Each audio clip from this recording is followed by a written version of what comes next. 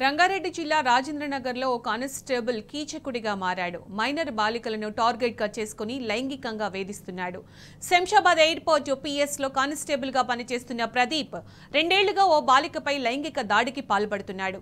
విషయం బయటకు చెబితే తన వద్ద ఉన్న నగ్న వీడియోలను బయట పెడతానంటూ బాలిక బంధువులను కూడా బెదిరించాడు. షీ టీం సహాయంతో వారు రాజేంద్రనగర్ పోలీసులకు ఫిర్యాదు చేయడంతో కానిస్టేబుల్ ప్రదీప్ను అదుపులోకి తీసుకున్నారు.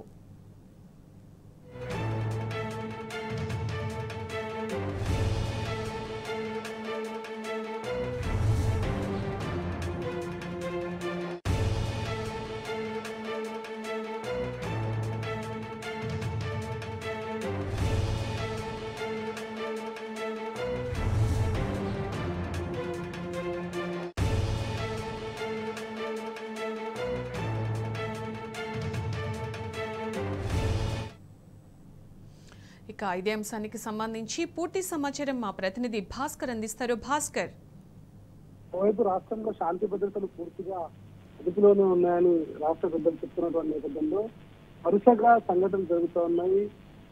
భయంకరంగా 3 కమిషనర్ల పరిధిలో ఎప్పుడూ లేనంతగా రికార్డు స్థాయిలో హత్య కేసులు నమోదవగా, మరోవైపు ఆడపిల్లల విషయంలో సేఫ్టీ లేకుండా పోతున్నటువంటి పర్వం కనిపిస్తోంది. ప్రధానంగా రాజేంద్రనగర్ లో జరిగినటువంటి ఇన్సిడెంట్ పోలీస్ వ్యవస్థకే మచ్చుతురకగా ముగిపోయినటువంటి పరిస్థితి కనిపిస్తా ఉంది. రాజేంద్రనగర్ లో కీచక కానిస్టేబుల్ వ్యవహారం వెలుగులోకి రావడంతో దీనికి సంబంధించినటువంటి మొత్తం న్యూస్ వైరల్ గా మారింది.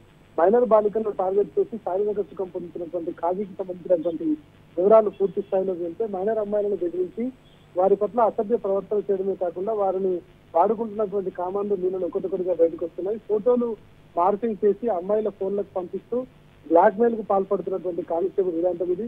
దాంతో వచ్చి పడుకోకపోతే సోషల్ మీడియాలో ఫోన్లు అప్లోడ్ చేస్తానంటూ కూడా బెదిరింపులకు పాల్పడుతున్నాడు. ఓ మైనర్ బాలికతో గత 2 సంవత్సరాల నుండి ఎఫ్ఐఆర్ కొనసాగించడమే కాకుండా ఆమె గర్భం దాల్చినటువంటి నేపథ్యంలో ఆకు పసరు తాగిచ్చి ఆమె గర్భం తీసేసి దానికి సంబంధించినటువంటి వీడియో కూడా అప్లోడ్ చేసినటువంటి కీచకుడి వ్యవహారం ఇది.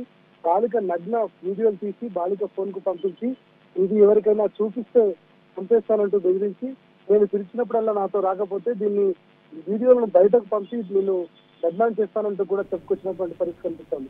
శంషాబాద్ ఎయిర్పోర్ట్ పోలీస్ స్టేషన్ పరిధిలో కానిస్టేబుల్ గా పనిచేస్తున్నటువంటి ప్రదీప్ 2020 బ్యాచ్ కి సంబంధించినటువంటి వ్యక్తి.